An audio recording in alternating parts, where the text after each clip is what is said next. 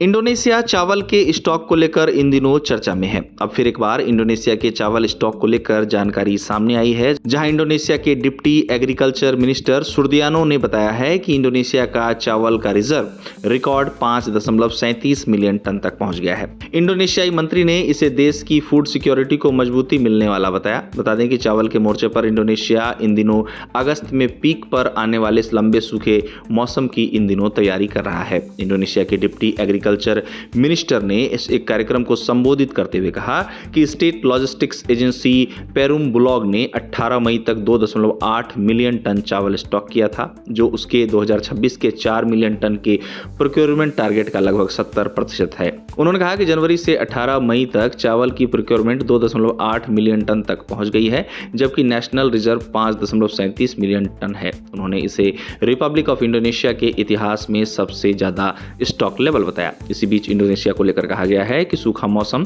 अप्रैल में नुसा तेंगारा के कुछ हिस्सों में शुरू हुआ था और इसके पूरे देश में फैलने की उम्मीद है और अगस्त में पीक कंडीशन का अनुमान भी लगाया गया है। इंडोनेशिया के चावल स्टॉक को लेकर बताया गया है कि इंडोनेशियाई सरकार अपने चावल स्टॉक को मजबूत करने के साथ ही देश में चावल की कीमतों को स्थिर करने के लिए भी प्रयास कर रही है। विशेषज्ञ आगामी दिनों में चावल की कीमतों को स्थिर रखने के लिए अपनी सलाह में कहते हैं कि जैसा कि सप्लाई और कीमतों को स्थिर करने के लिए सरकार ने 2026 के प्रेसिडेंशियल इंस्ट्रक्शन नंबर 4 के तहत रिजर्व मैनेजमेंट को मजबूत किया है, तो इसके तहत पेरुम बुलॉग को 2029 तक 4 मिलियन टन चावल खरीदना होगा। अब इंडोनेशिया के चावल उत्पादन की बात की जाए तो इंडोनेशिया ने 2025 में 34.69 मिलियन टन चावल का उत्पादन किया है, जो पिछले साल की इसी अवधि की तुलना में 13.29% ज्यादा है। इंडोनेशिया के डिप्टी एग्रीकल्चर मिनिस्टर सुदायोर्नो का कहना है कि 2025 में चावल का प्रोडक्शन 34.69 मिलियन टन तक पहुंच गया, जो पिछले साल की तुलना में 13.29% ज्यादा है। आपको बता दें कि इंडोनेशिया के कृषि मंत्रालय को उम्मीद है कि प्रोक्योरमेंट टारगेट हासिल किए जा सकेंगे, जहां मई में फसल का प्रोडक्शन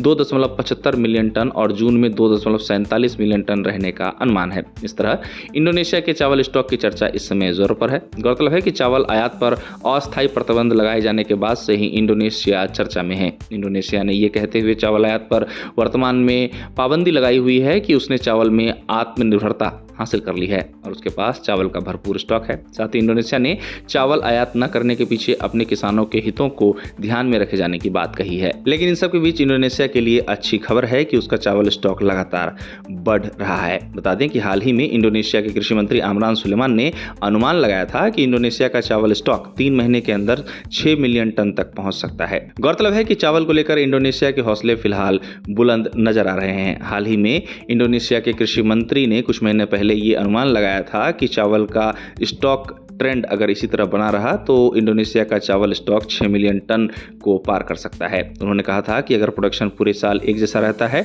तो सरप्लस 9 मिलियन टन तक भी पहुंच सकता है। बता दें कि इंडोनेशिया कई देशों से चावल का आयात करता है, लेकिन जब से उसने चावल के आयात पर अस्थायी प्रतिबंध लगाया है तब से कई राइस एक्सपोर्टर्स को नुकसान का सामना भी करना पड़ा है। लेकिन इंडोनेशिया के लिए अच्छी खबर यह है कि इंडोनेशिया का वर्तमान चावल का रिजर्व रिकॉर्ड 5.37 मिलियन टन तक जा पहुंचा है।